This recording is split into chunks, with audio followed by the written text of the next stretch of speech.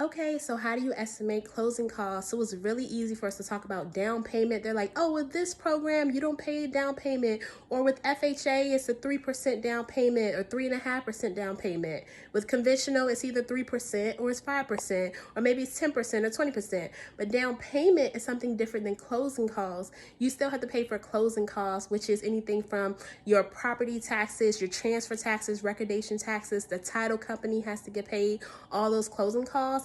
And typically what we end up doing is we average around 6% of the purchase price, and that's what we use towards closing costs. Now, if you're in certain areas like near me and you bought the property for $6,000, then that 6% rule won't work. But if your property is anywhere from like, I would say 200,000 to maybe 600,000, then you can estimate around 6% towards closing costs. The great thing is that oftentimes the seller can split those costs with you. That's what we call seller concessions. So you'll ask for closing help, which means that they can help to split these costs so that it's not all on you to pay.